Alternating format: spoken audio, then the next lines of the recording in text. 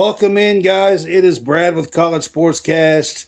We're here to do week 24 of Game Day Pick'em.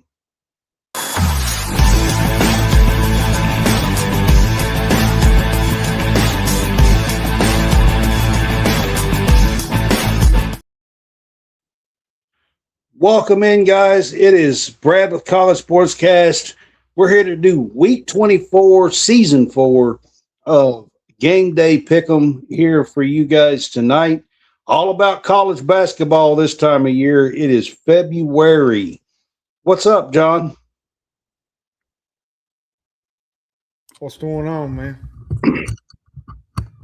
We're here to catch up on basketball stuff tonight with you guys. And before we do, let's get a couple of things out of the way. Let's talk about our Facebook. If you are on Facebook with us, man, we appreciate you. Like I said, been saying, we're getting closer and closer to that 8,000 mark. If you've got some friends to share our page with, some family to share our page with, we appreciate you if you would do that, as well as hit that subscribe button. It's 99 cents a month is all it is. It's all we're asking. It's just a little bit to help us keep doing this for you guys, but it does give you your own subscribers page that you guys can post on, as well as polls, ask some questions, that kind of stuff, and a chat room that we are in daily, and try to post some info in there. And keep up with the news and things, and our events are in there, and our shows and our events. So again, guys, it's just 99 cents a month. Hit that subscribe. All right. If you are on YouTube with us, we appreciate you. Our YouTube is growing as well. Been picking up a few each week, it seems like, on our YouTube. So I just want to say I appreciate you guys as well. Hit that like and subscribe on YouTube as well. Again, you can share, tell your friends, tell your family, all that about College SportsCast. All right, John. There is, it's February. We are dead into the college basketball world now. The whole month between now and the middle of March and Selection Sunday, we are going to be doing on our Game Day Pick'em and Big Fuss shows here. We're going to be doing a little bit of bracketology talk with you guys. So we're gonna do that each and every week on Friday nights with you guys now here, and do our pick'ems, and we're going to be doing some topics as well as our bracketology talk. So we're going to do a little bit of both for you guys. John can't seem to get his nest made tonight. What you doing over there? My mic's acting up tonight, but I'll get it figured out. Huh. I'll get it figured out. I'll work with it for next week. So, all right, John. I'm going to start off tonight with. We did this last week. There's some games on Friday nights that are going on, so we're going to start the show off with an update, John, on UConn and St. John's. If you I don't know if you have logged on. Have you been trying to watch any of the St. John's and UConn game? I have not, Brad. I just got on to here just a few minutes ago, and I haven't really been able to look and keep up with the games tonight. But I can go on there and look real quick. It's 39 at halftime, tied. So we got a good game going in the Garden. So 39 apiece? At halftime, yep. Yeah. All right. Well, pretty good game going on in the Garden. UConn and St. John's is a big time rivalry. You've got Hurley against Patino. That's a pretty big deal. It's at the Garden. So this game is being played tonight as we speak. We will go back to this a few times while we are on with you guys and kind of keep you updated and give you an update each time of this game. This is a big one. This is a big one, not just nationally, for the Big East as well. So, can't get no closer than a tie ball game at halftime. All right. Thought we would start out with that. I do have a few topics here that I want to talk about. We've talked about this one a few times on the show, but the hearing was today for the Charles Bediako trial, where he's trying to fight the NCAA for eligibility. Left Alabama in 23, was not drafted, did pick up a two-way contract, has played some for the San Antonio Spurs, I believe. I can't remember now who he played 10 or 12 games in the NBA. And the trial was today. Yesterday evening, the SEC commissioner come out in support of the NCAA, talking about how, it went against the NCAA rules. Today, the ACC commissioner, Phillips, actually come out and supported what Greg Sankey said, and supporting the NCAA as well. I wanted to get your initial thoughts on, I guess, Greg Sankey and Commissioner Phillips. I think you have to look at it from, Brad, an integrity standpoint. Bediako's return has kind of rubbed coaches and players and people the wrong way. You got Florida coach Todd Golden coming out. He was a little vocal about it. There was a few coaches that was not happy with what's going on. There was some coaches that say it was unfair to the programs that continue to operate within the NCAA framework, have not added former pros to their roster. And you got cases like the football, the Ole Miss. You got the quarterbacks, and then the Tennessee hearing. Oh yeah. So, there's four big hearings right now where players are fighting eligibility. The Bediako one today was the first one to actually go to trial. The hearing was today. The judge did not make a decision before the end of the day, John.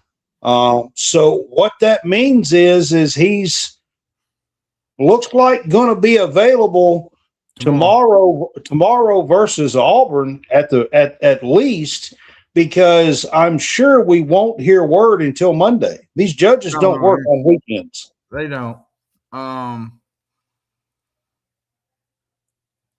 Listen, there's one thing for certain.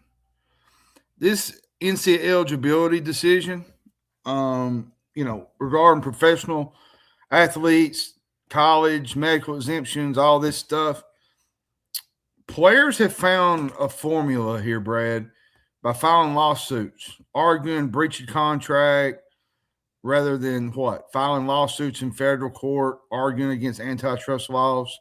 And they're doing this. They're doing this in the states. This is not at the federal level. The federal level has held things up a few times. Here's the problem you're going to have if he gets available. Well, let's look at it from two different angles. If he don't get eligible, it kind of shuts down everything. You're going to have players kind of back off a little bit, and now you got players.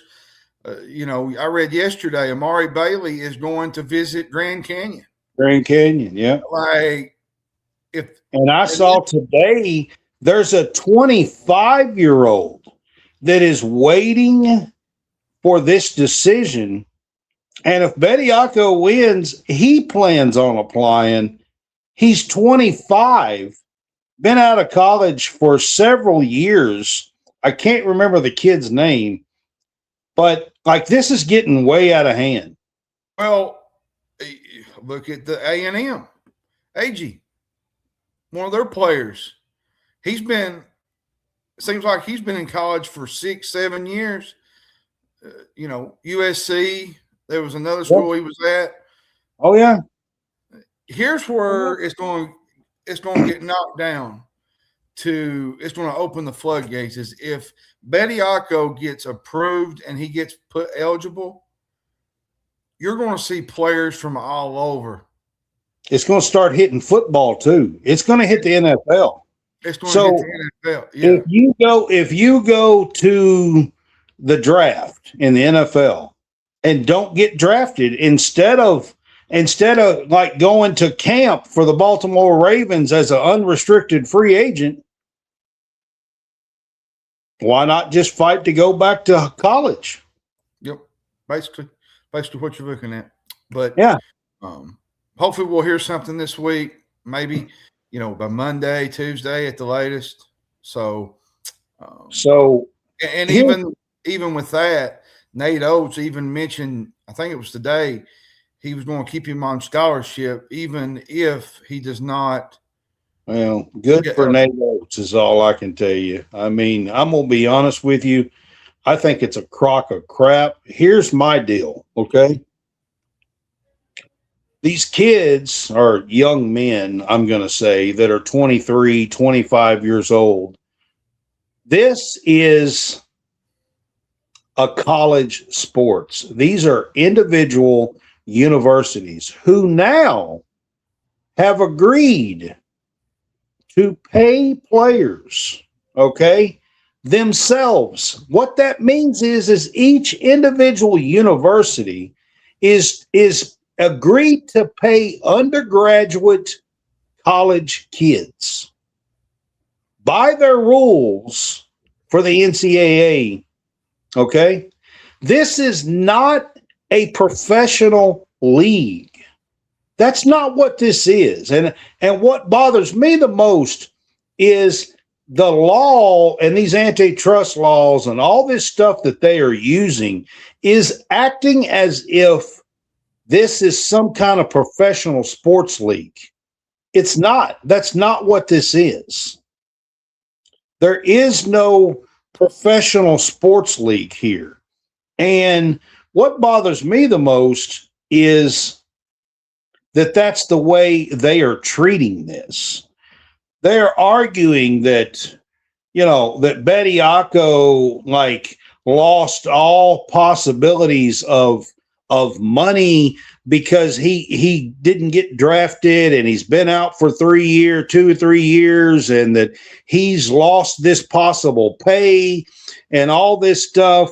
Well, I hate to tell you, but kid, you chose to go pro and to stay in the draft. You chose to sign a 2-way contract with the NBA. Those were your decisions. You chose that. You chose to not only sign the contract, to show up for the contract, you chose to put on an NBA uniform. Those were your decisions. So guess what? You have to live with the consequences of not being a college kid no more. You don't get to do that and then play. I think it's asinine what's going on. This is not a pro league. This is undergraduate individual universities. And I think it's absolutely asinine. Not only that, John, what you've been preaching for the last 3 months, think about what this is doing to the high school ranks.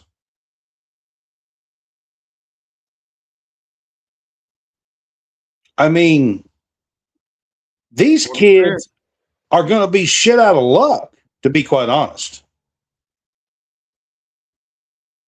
When the floodgates open here, these kids are going to be shit out of luck.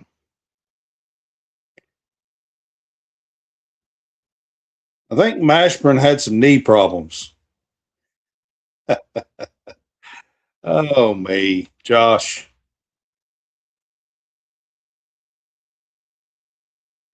I mean, it's not a pro sports league. We're not talking about a sports league. That's not what this is.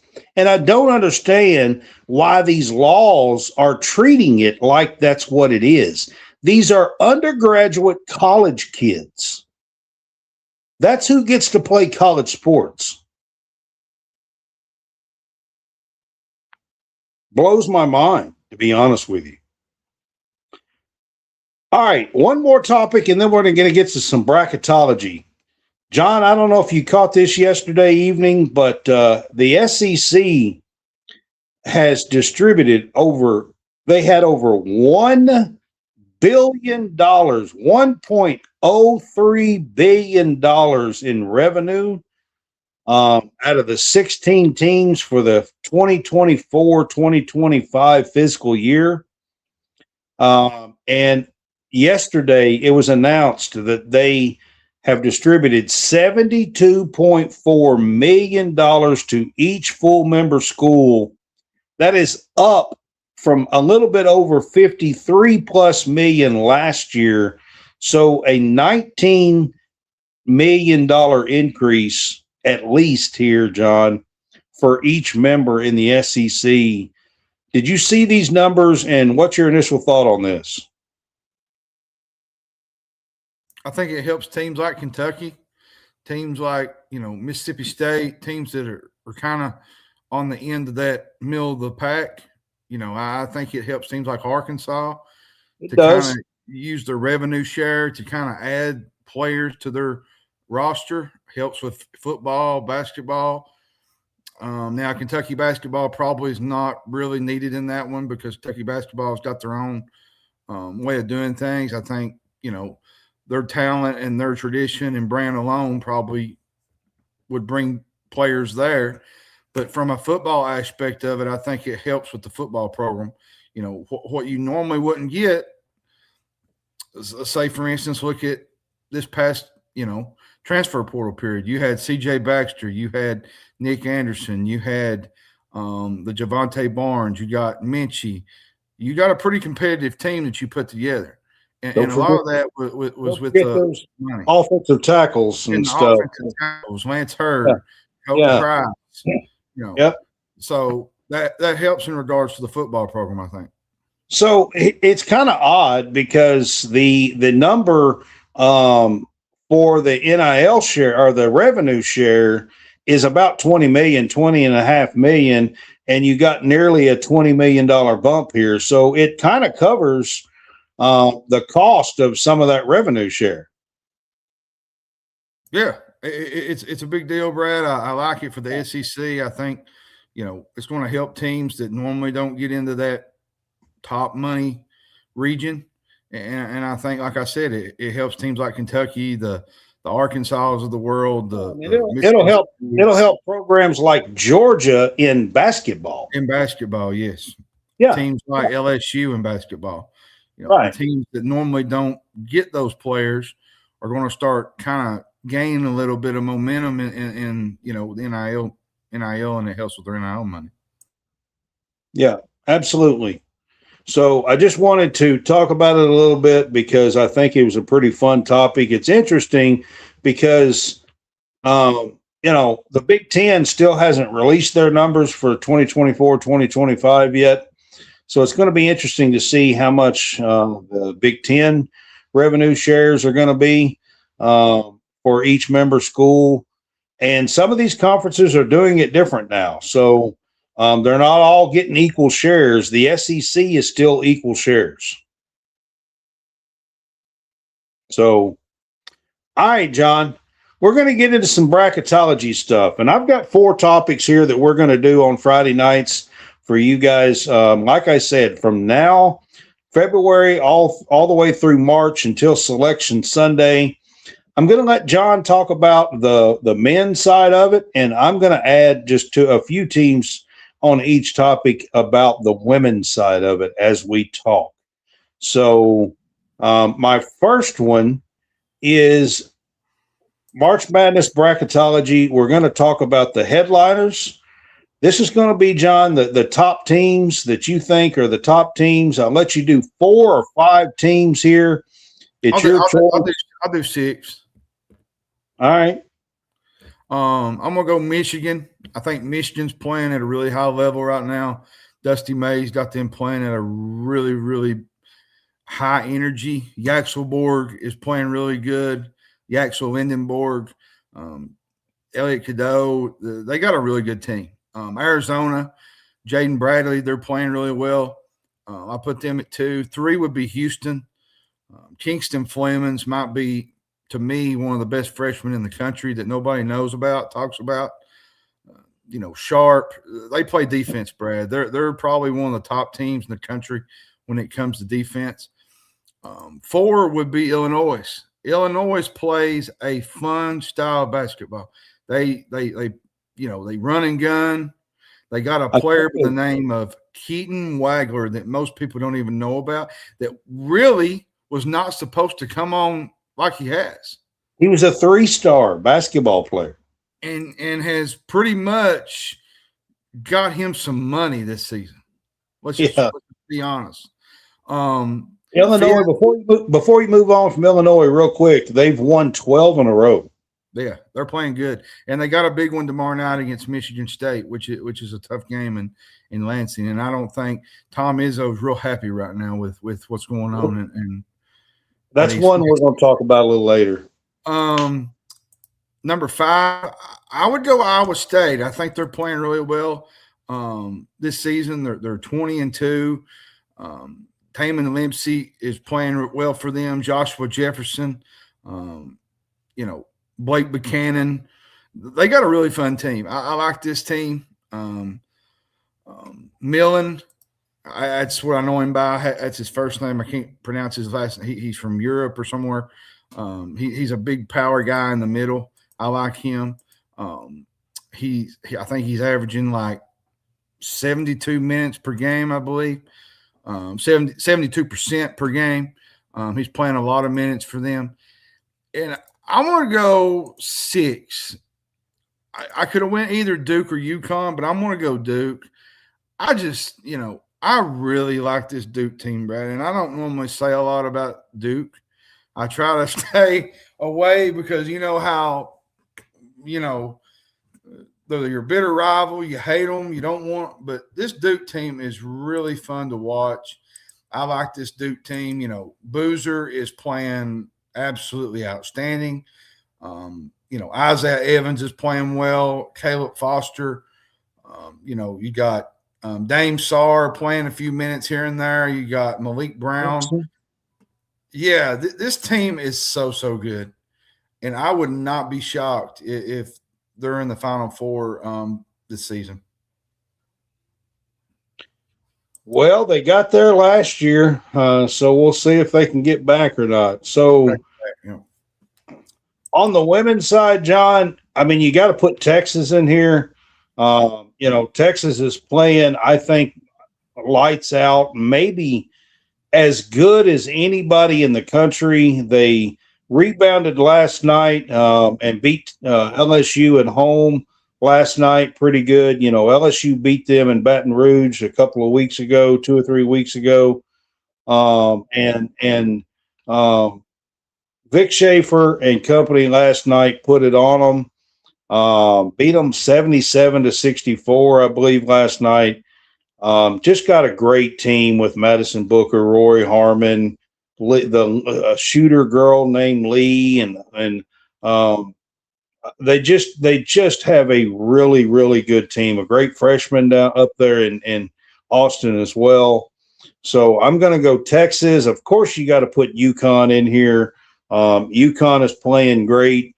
They have 2 of the better players in the country on that team, along with a lot of other pieces with Sarah Strong and AZ Fudd. And then South Carolina, I mean, they put it on Alabama last night, playing really well, and got a lot of pieces back with Raven Johnson and Tessa Johnson, and Joyce Edwards is got over 1,000 points last night in 69 games, less than 2 years. I mean, just a stellar group at South Carolina. UCLA is in this group, man. UCLA, Kiki Rice and Lauren Betts and company. They have a great team out west. I think Michigan is in this group. I'm going to put Michigan in this. The Swords girl, and I mean, they just play so well. These two teams actually match up, I think, this week. We'll talk about them a little later. But I think Michigan might be in there as well. So that's probably LSU as an outside shot here, but I don't really think they're a headliner just yet. So I'm going to go with those 5 for tonight. And then, John, I'm going to let you go. This group is called Catching Fire. These are teams that, has showed a lot, say, in the last month or 6 weeks since Christmas, here in the back half of the season, that seems to be playing really well. So that's what the Catching Fire group is about. Yeah, number one, I'm just going to say it, the Florida Gators. They have been playing absolutely outstanding. They have. Boogie Flan, Thomas Howell. This Florida team is really good. And I'll be honest with you, they are kind of playing like they did when the end of the year last year. If, kind of put it together now, they probably not going to be a 1 seed. They're going to have a lot kind of go their way to be a 1 seed this year. They could get a 2 or a 3. But the way Todd Golden has them playing, I really like this Florida team. My second one would be, I'm going to go Kansas. Kansas is playing really well right now. Darren Peterson, listen, y'all, the kid is an absolute star. When the game is on the line, he can make shots. We hit a game-time three-pointer the other night against Texas Tech, and he ended up winning it with a late 3. The kid can absolutely play, and it kind of gives to the fact that everybody was thinking, well, why ain't he playing? Why is he sitting? Well, he proved that theory. He played the whole game the other night. So, this kid can play. I think a lot of it, he has been hurt. He's been dealing with a lot of cramps. When you're playing ball, Brad can tell you, he's been around players. When you're getting these cramps, it's tough to get out there on the floor and kind of move around on the hardwood. Yeah, it is. 3, I'm going to go Kentucky. I think Kentucky's catching fire. 7 of the last 8. Otega Ole, to me, is playing like the SEC Player of the Year that he played. 10 of the last 14 games has been 20-plus, I believe. Yeah, and Colin Chandler's coming to his own. Colin, was kind of in the doghouse early in the year. He's kind of barked his way out of the doghouse, so to speak, and he's finally figuring out how to hit some, jumpers. He's normally noticed for his 3-point shooting, but he's hit some solid jumpers and some step backs that have kind of helped Kentucky put some games away. So 3 would be Kentucky. 4,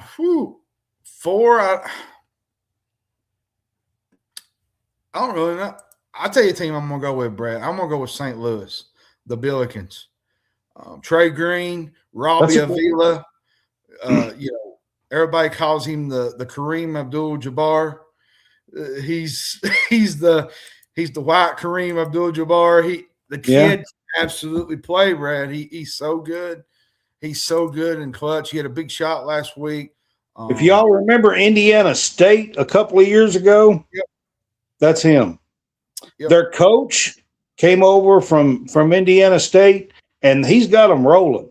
He does. I mean, they're playing efficient. They're 22-1.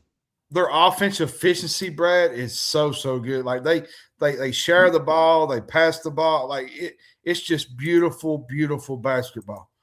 4, man. That was 4.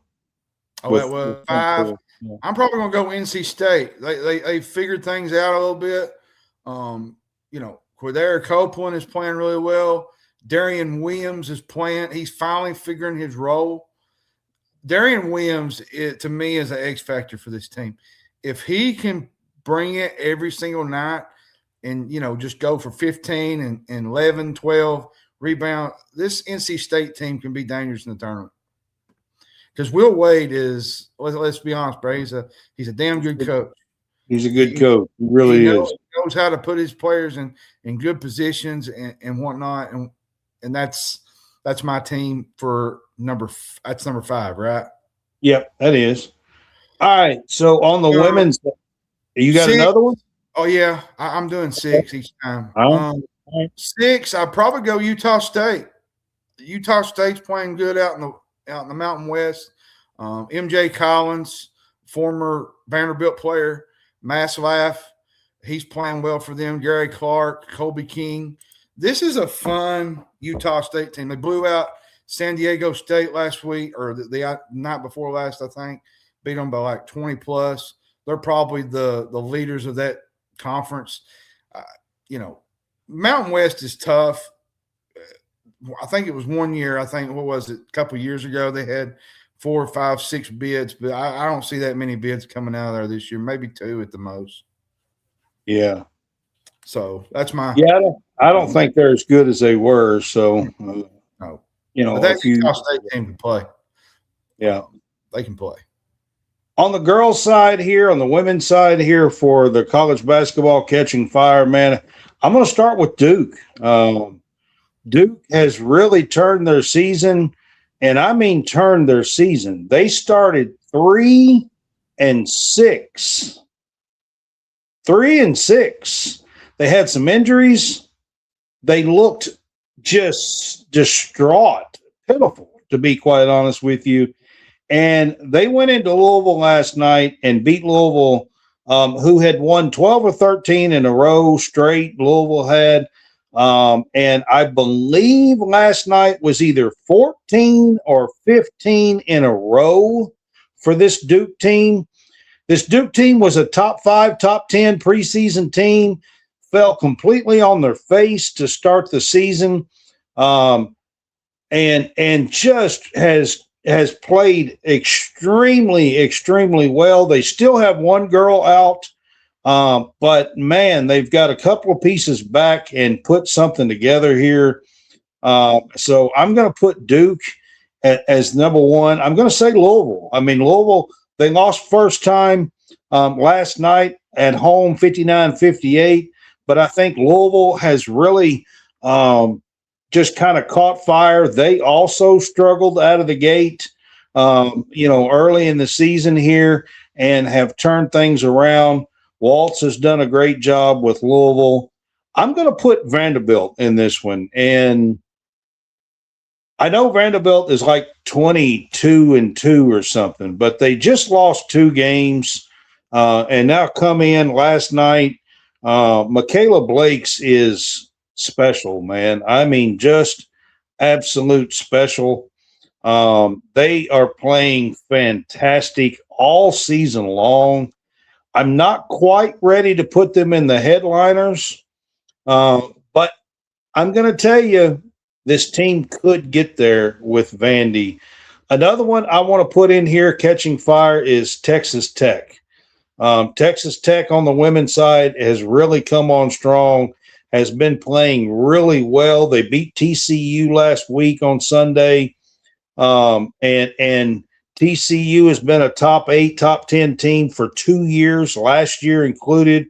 And this year they've got Olivia Miles and some really good pieces. Texas Christian does, TCU, and Texas Tech is like 21-3 or something, and just really having a spectacular year. So that's the teams I'm gonna talk about here for our catching fire for bracketology. So our next bracketology bracket is losing steam. So these are some teams, John, that started out really well, but seem to be falling on some hard times lately. I'm going to go Georgia Bulldogs. They've not looked great.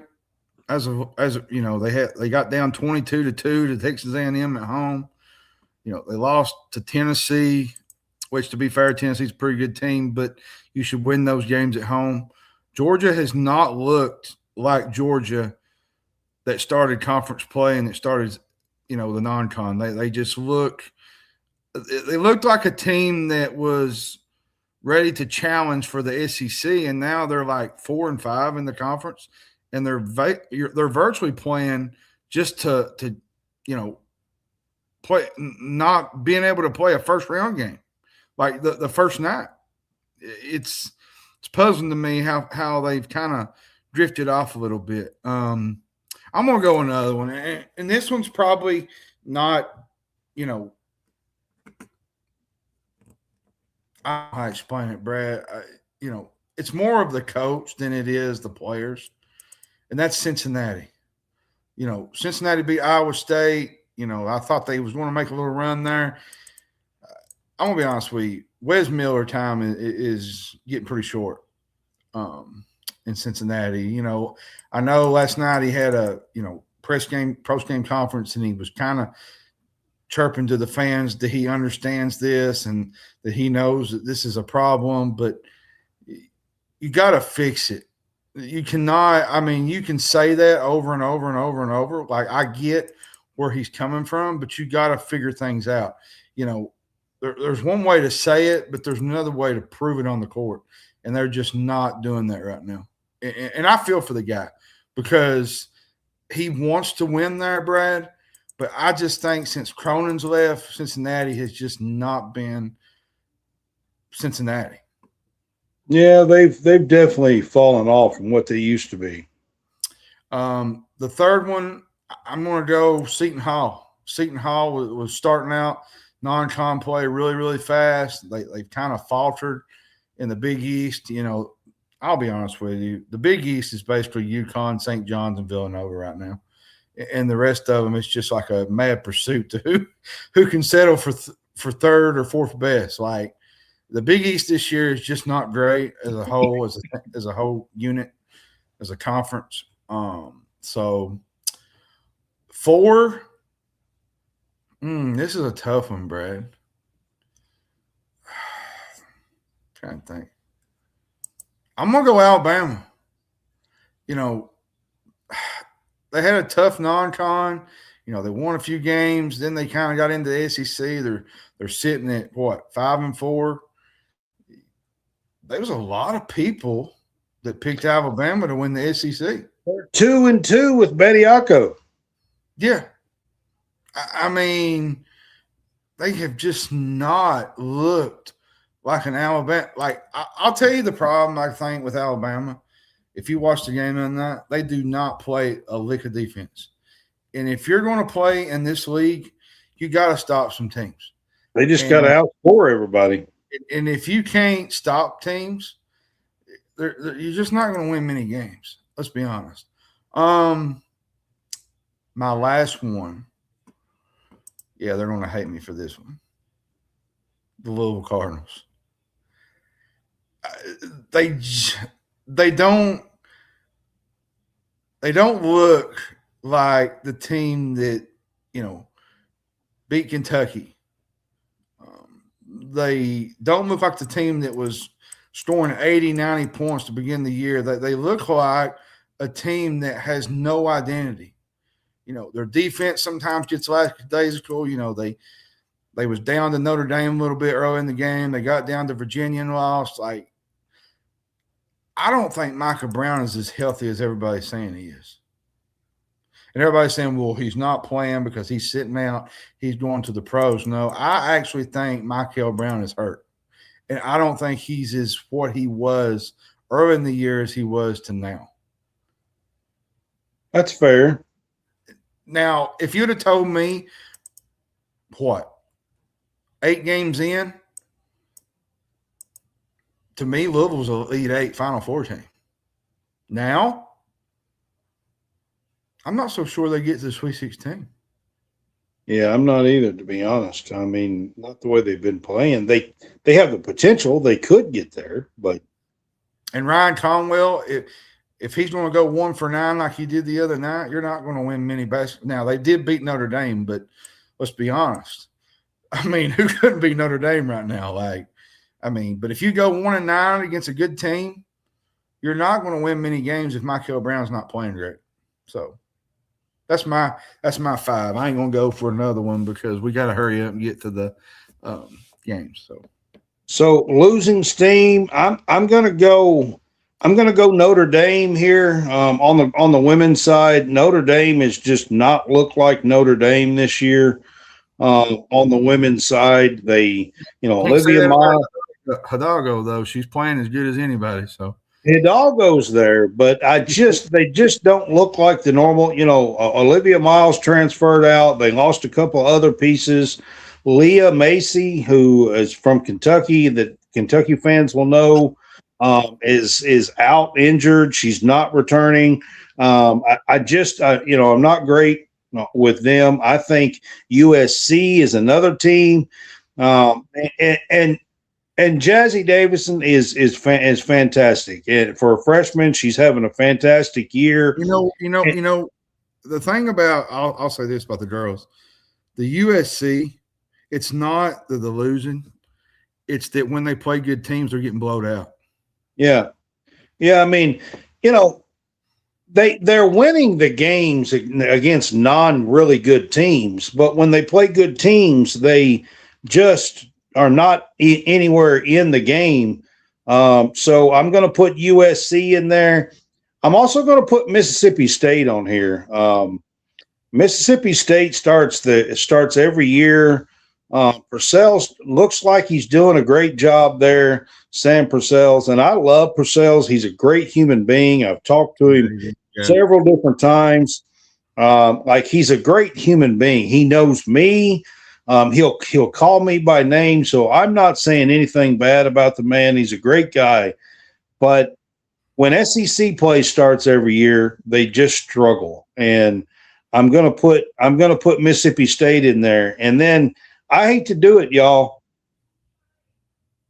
but Kentucky girls are not looking real great right now. They are definitely losing some steam. 2 weeks ago, they were a number 2 seed. And I'm going to be honest with you right now, after last night, they got beat by 1 at home by Michaela Blake's and this Vandy team. They have lost 5 of their last 8 games. Now, Tiana Key's been out. So they went 2-4 without her. Tiana Key had a great game last night, but the girls have to figure out how to pass the ball better. Get the ball up the floor. Outlet passes are a big, big thing right now. Everybody has figured out to put a little pressure on this team because right now it looks like the only 2 people that can get the ball up the floor by dribbling is Tony Morgan and Tiana Key. Nobody else seems to be able to bring the ball up the floor without turning it over. I'm hoping the girls can figure it out. They were 15-1, went to Baton Rouge, beat LSU on the road, which is a big, big deal. Was 2-0 in the SEC. Now they're sitting at 5-5. John, I'll be honest with you, Brad. If they hadn't beat LSU, you might be looking at an 8-9 seed. Yeah, I mean, right now I don't think they will host. They hosted last year, as a top 4 seed. Right now, it does not look like they will. They have a tough schedule coming up. They play Texas on Monday night. They still have to go to South Carolina. They still play at Vandy, who beat us last night. I mean, they have a tough road ahead. So Kenny and the girls have a tough road to right the ship. Let's put it that way. All right, John, the last one is outside looking in. That's a good one. I might go Indiana. They beat Purdue a few weeks ago. Darren DeFries is doing really, really good with that group. Lamar Wilkerson, Reed Bailey, Sam Alexis, Nick Dorn is playing really well for them. I like Nick Dorn. He's a really good player. 2, I think, would be UCLA. I think they've kind of figured things out. They're 16-7.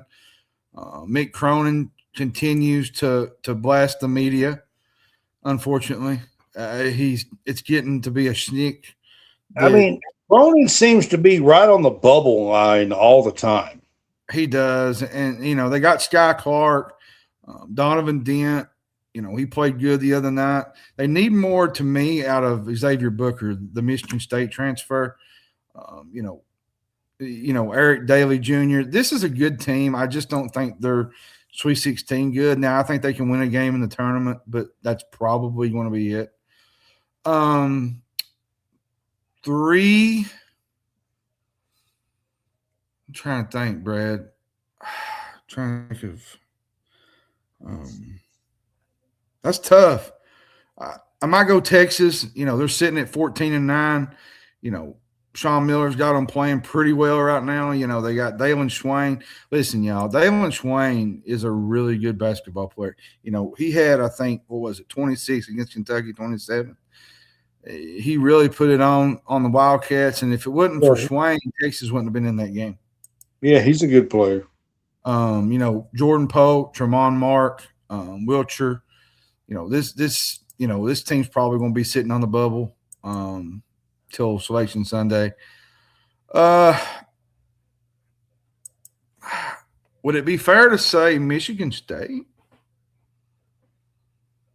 I mean, I don't think they're on the outside. I wouldn't say they're outside looking in. There's some things there that they haven't played well. I could have put them in the kind of group that was following a little bit, but this is a tough one, man. It is. I'm not sure who to put in this on the women's side. I mean, the women's side, to be honest with you, maybe Wisconsin. I mean, they got a big game with Indiana tomorrow. I really like this Wisconsin team. Nick Boyd, John Blackwell. They probably need a big win tomorrow to beat Indiana. I think, that's a bubble game. Let's just be honest. I think Indiana needs it. Wisconsin needs it. But beyond that, I just don't know a lot of other teams that are just like right there. It'll get a little easier as we get closer and closer to March and into March, a week into March and stuff. It'll definitely get a little easier to do this one as we go. Right now on the women's side, I'm going to put Florida in this one. Florida's got a lot of good pieces, and I think they have a good coach. I really like the job that Kelly does there, and I think they have a good coach. And Shaquille O'Neal's daughter's there, Liv McGill's there, and Reynolds is there. They have a lot of good pieces, and they were winning some ball games. They were 11-3 or 10-3 or something like that at one time. But SEC play started and they've just struggled. I think they were 2-7, or they might still be 2-7 in the SEC. Well, they had the lead on Vanderbilt, and I don't know. Kentucky had to come back and beat them. So right now I'm definitely going to put Florida in that group that's probably on the outside looking in. And I will get back with you guys on this one next week on the outside looking in. Yeah, I'm trying to get a bracketologist to come on for our show. Yeah. I'm really going to have to kind of study the women's standings and stuff a little bit better all around. Yeah, I had talked to Brad about this today. I said I was going to try to get one of our normal bracketologists to come on and kind of break down things with us. Mostly the top seeds in the bubble, like the top 4 seeds in the bubble teams. Yeah, because listen, there's so many teams. I don't even think the bubble's that great this year. Imagine if we had to put 76 teams in, or 90 whatever 6 teams, or whatever they keep talking. That's exactly why I say that leave it as it is. Yeah, because Lord have mercy. It's hard enough right now to even say these teams deserve to be in. The one team we did not talk about on the men's side that I do want to at least give a little bit of love to here tonight, Miami of Ohio. Mm-hmm. I mean, they're still undefeated. I do. But their strength of schedule is terrible. Like, well, it is, but they're playing the teams that's in front of them and winning games. So, just a little shout out here that we don't talk about them much. So, all right, we're going to get to some picks here, John.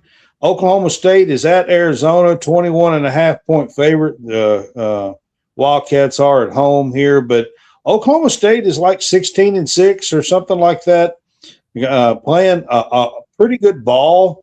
So, do you give them any chance at all? This Arizona team's been sawing everybody off, it seems like. This Arizona team is so good. Coy Pete, Braden Burries. They got Jaden Bradley. For me, I feel like Oklahoma State is going to have some trouble rebounding. Arizona is pretty big in the middle. They got Toby Awaka, Crevice, and they got, Coy Pete. And to go to the McKell Center and have to pull out a win is going to be difficult. Now, I will say 21.5, though. I will say it's a little high. I think I'll take Oklahoma State to cover the spread, but I don't see them going in. And I was going to ask you about the spread because I think that spread's a little high, to be honest. I don't think they'll win this game. Arizona's playing really well right now. Now, there's some games coming up that Arizona could get knocked off. They play Kansas coming up, I think Monday at Lawrence.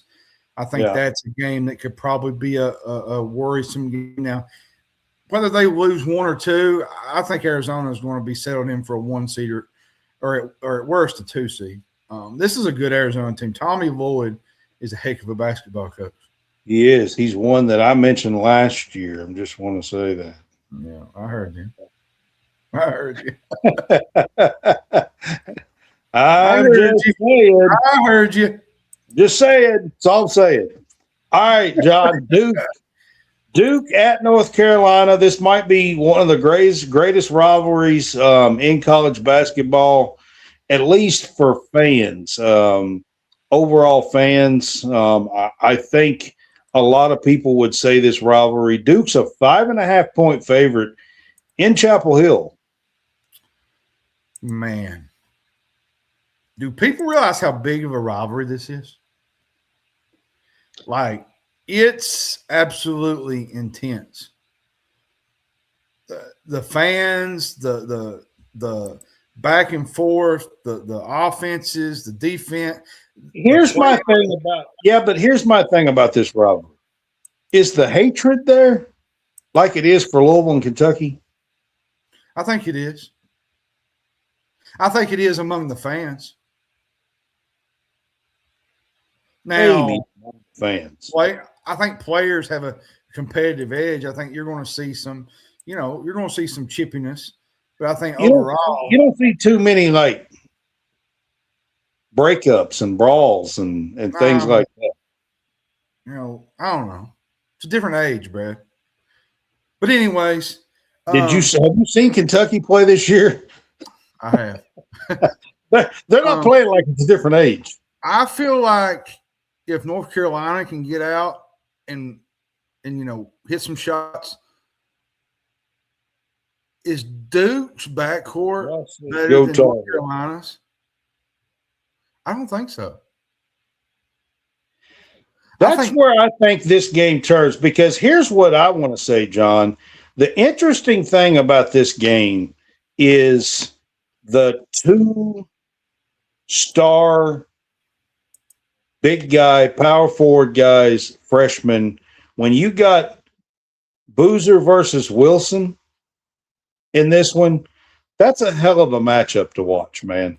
I'm gonna be honest with you. I think Boozer goes for 30 and possibly still lose this game. Now, most of the time in this game, you see a split. You see a win at Tar Heels. You see now there's been a couple of cases where they've swept. You want to know what this Duke team is missing? A score. Outside of Cameron Boozer, do they really have a score? Not exactly. This team is missing. Evans is good, but it's missing Con Knippel. That's who this team is missing. They're missing a guy that can just light up for like 20 points. They're not missing Batman. They're missing Robin. Yeah, they are. That's what this Duke team is missing. They got Batman. They got Boozer. I said they're not missing Batman. They're missing Robin. Yeah, I didn't hear you. Yeah. I'm gonna go with North Carolina. I'm gonna do it, Brad. I normally don't go against Duke, but I think North Carolina's backcourt is better than Duke's. I do. Let me ask you this question, John, about this matchup. I had a couple, and this is one I wanted to ask you. North Carolina's got some guys on this team that has played in this rivalry and knows all about this rivalry. I think experience matters in this type of game. Duke really doesn't have very many guys that's actually played very many minutes in this rivalry. Yeah, I agree with you. Like, I think I'm going to go Tar Heels, though, Brett. I think they get it done at home. Now, I think Duke could catch them at Cameron indoors, but I do believe that North Carolina wins this game. I think their backcourt gets it done. Yeah, Trimble, he's played in this game 6 times. This is at Chapel Hill. I mean, give me the Tar Heels and the 5.5. I don't know if they win, but if I'm betting, I'm taking the Tar Heels and 5.5. That's what I see in this one. All right, I got to scroll up. Sorry. The next game that we're going to talk about is a big one here, John. Number 5, Illinois, is at number 10, Michigan State. And Michigan State, let's be honest, has not played well lately. They were playing great. I'm not sure what in the world happened. Izzo's been all over Fears. Fears hasn't looked the same. Well, let's be honest. Michigan State is facing real pressure for the first time. You're going up against one of probably the hottest teams in the Big Ten. It's the hottest, probably. Illinois is on a 12-game winning streak. Michigan State lost at home to Michigan. They went on the road. They lost to Minnesota. Who? The Gophers. Who? Then you got the whole Jeremy Fears. Like 12-10 or something like that? Yeah. And then you got the whole Jeremy Fears, kicking a guy in his cojones. Like there's a lot of stuff, and Dusty May called out Fears for a lot of stuff last week in the Michigan game. But here's what I want to say, John. When is Tom Izzo at his best? When his back's against the wall. I'm just saying. Illinois they're not just – the thing about it is, though, Brad, I've watched this Illinois team. Keaton Wagler, Boswell's out right now, which I don't know how they're going to handle that when Boswell comes back. But the size does worry me for Michigan State because Illinois team gets, cranking, they can beat anybody. And the thing about it is they're not just beating teams, they're demolishing these teams. Yeah. Like Northwestern. This is the third straight week they have played a top 10 team on the road on a weekend. Northwestern, their funeral was at halftime. Like they didn't even get up off the mat. Like it was, Keaton Wagler threw up a half court shot, and I looked over at a buddy of mine. And I said, this is just like it's like this Illinois team is a team of destiny. I think. Now, they had a good team last year, but I think last year's team didn't have what they have this year. They don't have a bunch of scorers. Well, John, right now they're playing nobody that's under 6'6". And Nobody. let's be honest, they went on the road and beat a daggone good Nebraska team. Yeah, a really good Yes. Nebraska team on the That's- road. That's They also went on the road and beat was it somebody as a top 10 team 2 weeks ago. That was Purdue. Michigan. Purdue. That's it. Purdue. They beat Purdue. I'm gonna say this on the road. I love this Illinois team, but I can't go against Tom Izzo in a game like this. Man, look, all I'll say is this: is Tom Izzo is at his best when everybody is against him and his back's against the wall. I would venture to say, John, that the past few days at practice in East Lansing have not been good. Has not been fun. No, especially in this cold weather. Like you're. I'm going to say practice has been a hellacious adventure for the last few days. Yeah, and I think Izzo's going to have this team ready to play. I would be surprised that 2 of the 3 games they've lost has been at home. I'll be surprised if he's not got the whips out in the last 2 or 3 days for practice, to be honest. I'm going to go Michigan State. I love this Illinois team. I think they can do some really special things this year. Listen, Keaton Wagler is, to me, he's a diamond in the rough. He's earning some money, and he's diamond in the rough. I wouldn't be shocked if he goes. It's proof that they're still out there. You can still find them. You just got to find them. So, give me Michigan State. I like this idea where their backs against the wall. I'm going Sparty because their backs against the wall. This Illinois team right now is playing better. I actually think they have the overall better team, but this is in East Lansing, and they've not been playing well. And I don't think they're going to want to drop another one because Izzo might lose his complete marbles if they do.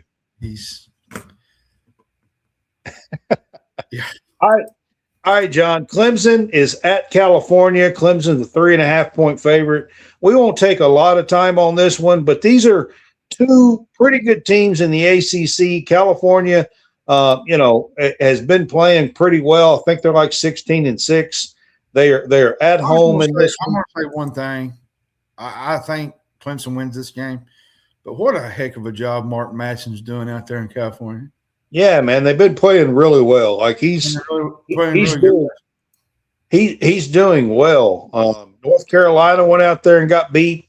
Yep. I mean, to be honest with you, out there, they beat Georgia Tech last week. Yeah, it's a pretty good team. Yeah, I mean, this California team is no slouch. I wouldn't be shocked if the Golden Bears win this one, but I am going to take the Tigers. Brad does a great job there, so I am going to take the Tigers in this one. All right, John, these are Sunday games. Texas Tech is at West Virginia. West Virginia won a big one last week at home, and now they get Texas Tech going in there that's coming off a loss or 2 here. So do the Red Raiders do very good at West Virginia with the Mountaineers? This is a tough game, especially on the road. West Virginia is so up and down. You really don't know which West Virginia team you're going to get. But, man, Honor Huff, when he's going for West Virginia, they can score. But I think I'm going to go Toppin and this Texas Tech team. They're kind of struggling right now. They've hit a kind of a lull. But I think going on the road and kind of making their mark, I think they win this game and kind of get back to Texas Tech basketball. And that's wrong, by the way. This game is tomorrow. Saturday, this is on Saturday. This is wrong. I think there's an. I've got them in there. I've got them in there down the road, but I don't know why I put that in there. But I am going to take the Red Raiders. Listen, West Virginia's having a great season, and they could steal another one here at home. But I just think the Red Raiders turn this around. JT Toppin's going to figure it out. So give me Texas Tech in this one. Then we're going to go to Florida is at Texas A&M. Florida's a 7.5-point favorite. Buckyball has been playing great, John. They pressure you so much. They stole one at Alabama the other day. They get after you. That they just come at you in ways, man. You know, and sole possession of first place in the SEC's on the line. So This is a huge, huge game for both teams. Mark, Alex Condon, I think, had 25 the other night. Chinyulu's playing really, really well. Aggies are just right outside the top 25, Brad. I think 7.5 is a little high. If I'm going to be a betting man, I'm going to take the Aggies here in the 7.5. I do think the Gators win this game, though. I feel like for A&M to win this game, they're going to have a couple guys kind of step out. Rashawn Agee, Ryland Griffin. When Ryland Griffin is hitting his shots, this team can go to another level. But he missed. There's a guy that I said we should have got last year. Yep. He missed a shot to tie it to go to overtime against Alabama, but they're 12-1 at home at Reed Arena. Okay. This is going to be a tough game for Florida, I think, and it's at the same time as Kentucky, Tennessee. There's a lot of stuff going on tomorrow night. There's a lot of great games. So SEC tomorrow is huge. There's some huge road games, some huge games that have a lot of effect on the SEC race. So I'll be keeping my eye on this one, but I think I'm going to go the Gators. I think the Gators get it done at Reed Arena.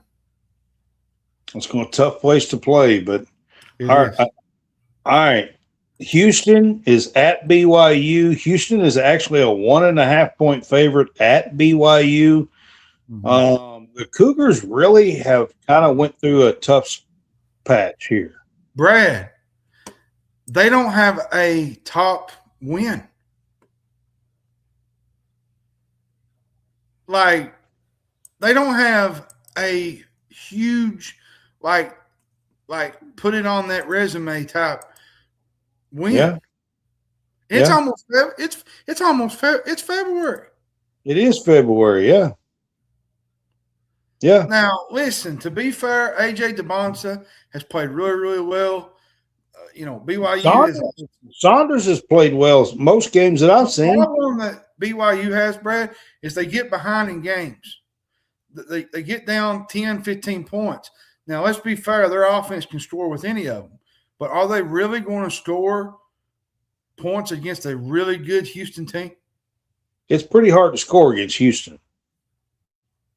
I mean, they have, like I said, Saunders, Wright, they got Keaton in the middle. This game is in Provo. Is that going to help them any at all? Could. Brad, I know I shouldn't do it, but I'm going to go BYU at home. But don't be shocked if Houston wins this game. So BYU, this is a game BYU absolutely. Like they hit a rough spot here. Like, I'm not saying they're really going to miss the tournament, but I mean, you got to win some of these games, man. If they're going to stay in the top 20, they got to win this game. Okay, Brad, I'm looking at their schedule right now.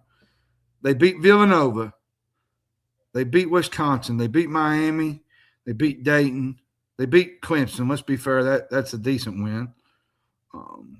But beyond that, they don't have a top win. Clemson might be their best win. Yeah. I mean, look, anytime you play in Houston, you better be ready for a fight. Yeah, it's going to be street fight. I mean, honestly, their defense is fantastic. It's stellar. You're going to have to fight for everything you get, and this BYU team needs the win. I'm going to take the Cougars here. Well, they're both Cougars. Yeah, so I'm going to take BYU in this one. I was thinking about that after I said it, and I thought, well, Hell, that means I could pick either one of them. All right. All right. Kentucky, Tennessee, John. The Cats are a 1.5 favorite at home tomorrow. They're wearing the denim. Everybody's talking about it. The 96 team is going to be there. Coach Pitino's talking about his love for the 96 team today on social media, right before he's playing UConn, by the way. So I got to tell you a funny quote that Rick Barnes said right before he was talking about Saturday. He said, I just know this. If we don't play hard for 40 minutes, we shouldn't even drive up there. Mark Pope has done a really terrific job with this group, and they just took us apart in that second half. Yeah. That tells you a lot.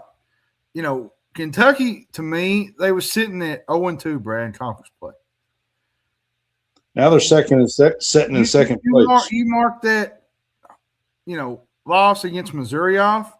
Kentucky's probably looking at tie for first place in the SEC. Yep. Always playing good. Garrison played good the other night. He had the double-double. Aberdeen's been a lot better lately, playing pretty decent. Chandler's been clutch. Listen, let's be honest, though. Kentucky does not have a great offense. They're 12th in the SEC, but the offense is better from its form early in the year. Well, let me ask you something about Tennessee. Is Tennessee really just two players? If you can hold two players? I think you got to let one go and let the other. I think what you're going to have to do tomorrow night is you're going to have to put Owe on Ament. I know Ament's 6'10", 6'9", 6'10", Owe 6'3", but you're going to have to push somebody into him to get him rattled. And I think you put Aberdeen on I don't know, man. I think if you could put some height on him and bang with him a little bit, but they got to be able to stay with him. So I don't know. Like you're talking about, we just talked about A&M, Florida. You got Tennessee and Kentucky now. You got Houston, BYU. You got Arkansas going on the road to Mississippi. Like, Brad, we have a fun day of college basketball tomorrow. Like, that has a lot of implications on the SEC. Yep. And I'm going to do it. The 96 team's coming in tomorrow. They're wearing the blue denim jerseys. There's a lot. The place is going to be absolutely electric. Like, this might be the most electric crowd Kentucky has had probably all season long. Like, this place is going to be nuts. It might be. I mean, the hatred of Tennessee's real. And you got Brad's favorite announcer, Jimmy Dykes, calling the game tomorrow night. Oh, I had to get you, man. Oh, man. Now I'm not looking forward to it at all. Listen. But anyways, Kentucky, I think they win this game. I think they cover. Maybe they won't bring the cheerleaders. They probably will. I mean, that's just – but give me Kentucky, Brad. I think that was a Jimmy Dykes joke, if y'all didn't get it. His daughter cheers for Tennessee. Yep. I said maybe they won't bring the cheerleaders, so he won't have something to – Here's the thing, Brad. Rub our face all night. You win this game, you get a whole bye week, right? And you got Florida next week in the O-Dome. Yep. You're setting up for one of the biggest games of the year next weekend in Gainesville if you can win this game tonight or tomorrow night. So it'd be a big matchup if we can get there. We got to win this one. It would. Y'all know I'm Kentucky all the way. I'm ride or die when it comes to Tennessee, and that's just all there is to it. I'm just telling you. I'm ride or die when it comes to Tennessee.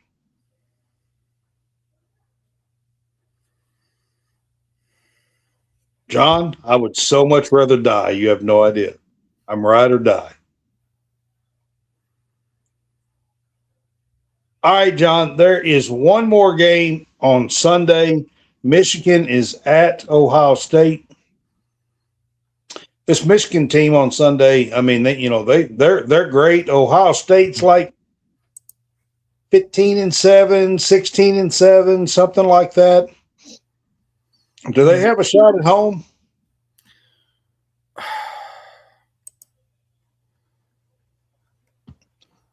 Man, this Michigan team is really good. Like, everybody talks about,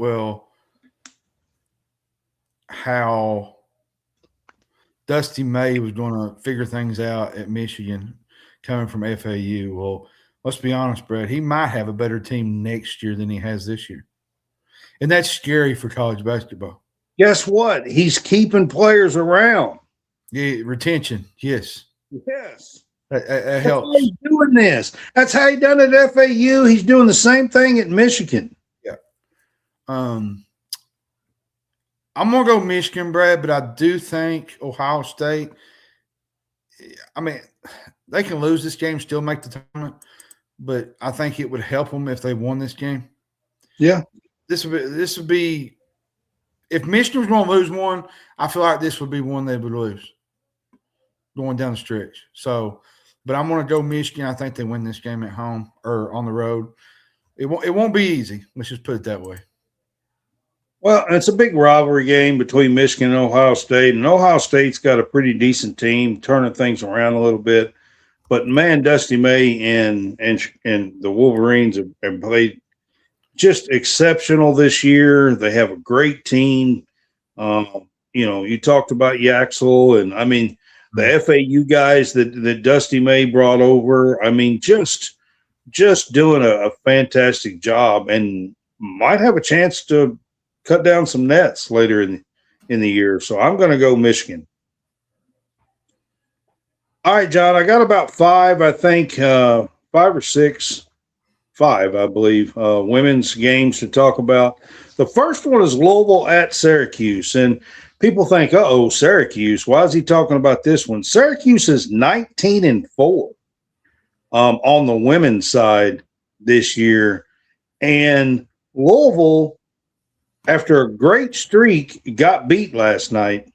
And on Sunday, they're going to go play the Orange here and got a pretty good team. Do you think Jeff Walsh, figures it out and goes on the road after a tough loss at home versus Duke last night? Yeah, I think Louisville wins this game. Now, I like this Syracuse team. They get after you and they hustle. They play hard, but I think Louisville needs to win this game. I think after a loss to Duke like that, I think it's climbed to number 6 in the AP poll. Of course, they lost. I think it's in the back of their mind to go out there and win this game. I think they win this game. All right, I'm picking. I wouldn't say it'll be a blowout. I do think Syracuse will keep it tight though. But I just found it interesting because Syracuse has really played some good ball this year. And going on the road after a loss like that, tough loss at home, 1-point loss, sometimes that can be tough. All right, one of the big games of the week. This might be the biggest game of the week, to be quite honest with you. These are top 5-ish, top 6 teams in the country here. UCLA is at Michigan, big one in the Big Ten. Do you think the Bruins can steal a big time game here on the road? Listen, man, this Michigan team is really good. I think they're top 10 scoring in the nation. They got some unbelievable guard play. Olivia Olson, she leads the team. This is a really good Michigan team, Brad. But you also got to remember who UCLA has. UCLA's got, Laura Betts, Kiki Rice. They're averaging over, I think, 30 points a game, a night. They have a really good offense. And this is going to be a tough game for UCLA on the road. They play like 10 or 11 players too. UCLA does. I'm gonna go Michigan, Brad. Here, I'm gonna go upset. I think Michigan wins. I think this is the game that Michigan finally says, you know what, we're going to win more, and they do it. They beat Michigan State last weekend. We talked about that game. They beat Michigan State. This is big. This UCLA is a top 5 team. Been all year. Will be. So this is a bigger game. This is at home. This is a game that it's a statement game. If you could win this, I think Michigan is a top 5 team next week. Yeah, I'm with you. Yeah. So I'm gonna take the Wolverines at home. I'm not real confident in that. I would not bet that if I was a betting man. All right, Tennessee is at South Carolina. This is a pretty big game as far as SEC rivals. But Tennessee has been up and down, kind of struggled here and there.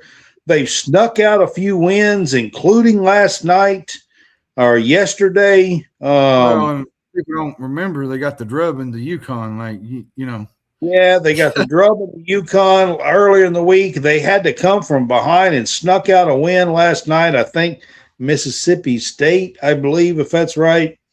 72-76. I'm going to be frank, and Kim Caldwell's not going to be happy with me.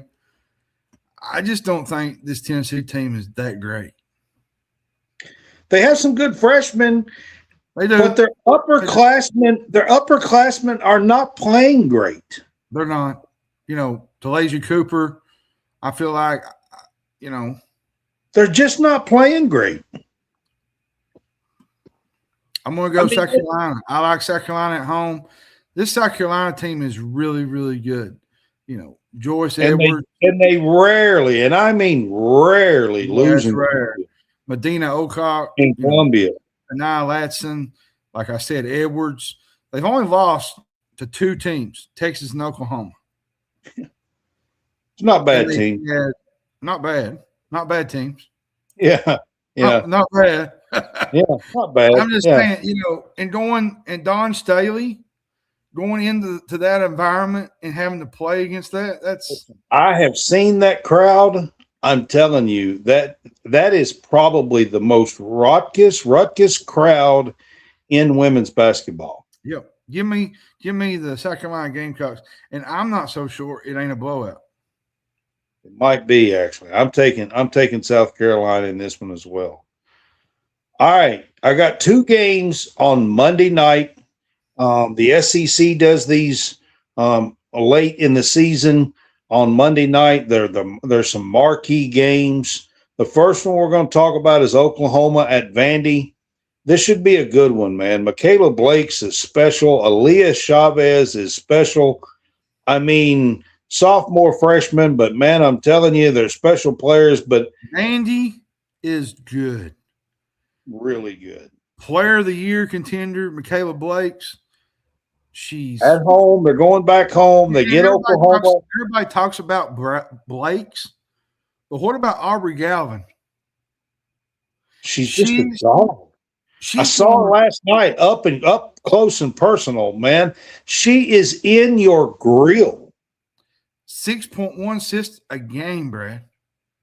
On defense, though, she's a dog. She's in your grill. I swear, if she can, jump inside your shorts, I believe she would. She's just she's everywhere. She's everywhere. And then you said Oklahoma. It's Oklahoma. This Oklahoma team is just they've kind of been up and down, Brad. Let's be honest. They had the win over was it South Carolina in overtime? They did. They lost to Kentucky. I love this Oklahoma team, but they got to get consistent. And going on the road and having to play in Memorial, it's kind of tough. It is. I'm going to go Vanderbilt. I'm going to pick Vanderbilt to win this game. I think that's where I'm going to go to, is to take the doors, take Vanderbilt in this one. After I watching, love Michaela I Blake. have seen both of these teams play this year. I've covered Kentucky, so I've seen both of these teams play. In my opinion, up close and personal, at least in one game, Vanderbilt was by far a better team. Well, Now, the thing about Vanderbilt, you got Michaela Blake who could go for 40 at any given night. absolutely. Like she pulls up. And if you can hold her to 30, that's a good night. Yeah. I'm not even playing. A good night's 30. And here is the kicker for this game. Reagan Beers cannot stay out of foul trouble. That's their biggest problem with this team. Is she's just a hoss. She like mauls people, and like you have to be able to play without getting. Like, if they called every foul on her, she'd have 12 every game. Yeah, it's pretty. I mean, it's ridiculous. And she gets in foul trouble nearly every game, and I think that's what you're going to see here, to be quite honest with you. By the way, St. John's just knocked off UConn. So nice win. Put that in the belt honor for Kentucky because we beat you, St. John's. That's another resume kind of win. Yeah. So all right, John. Monday night, Kentucky is at Texas. This is going to be a tough one, man. Like Texas has been a buzzsaw this year. Nick Schaefer, he's turned, like I said, he's turned Texas into a powerhouse.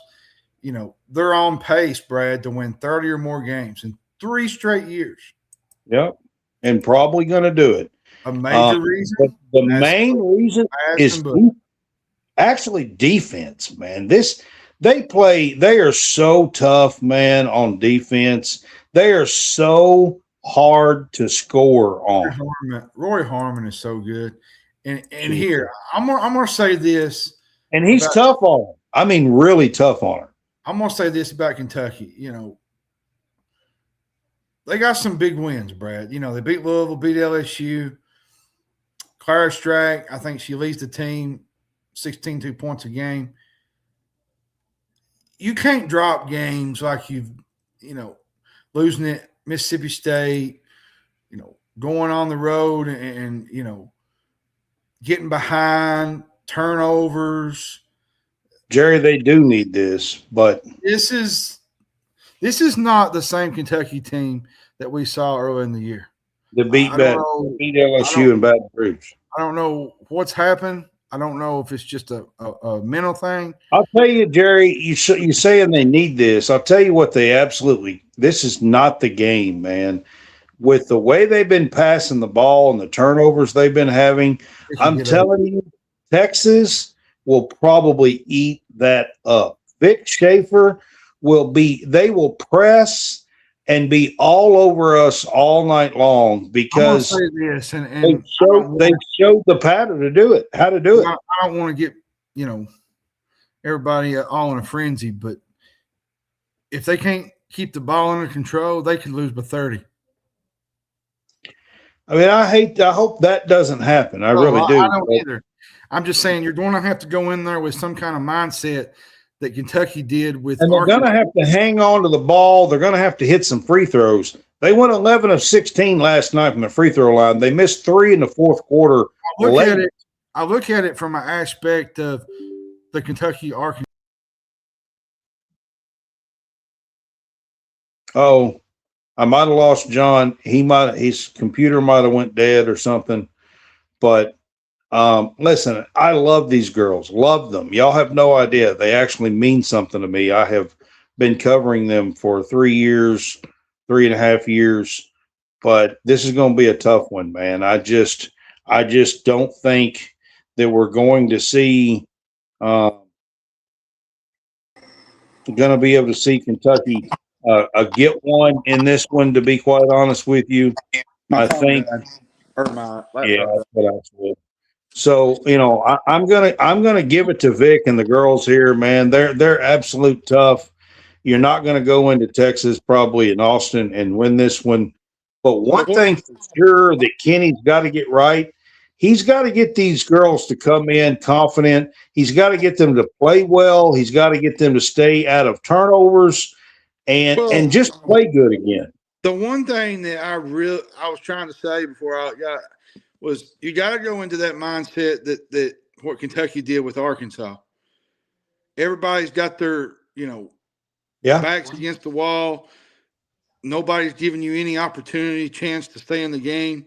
You come out and you start fast. You get up. Kentucky got up 14-5, started early. Yeah.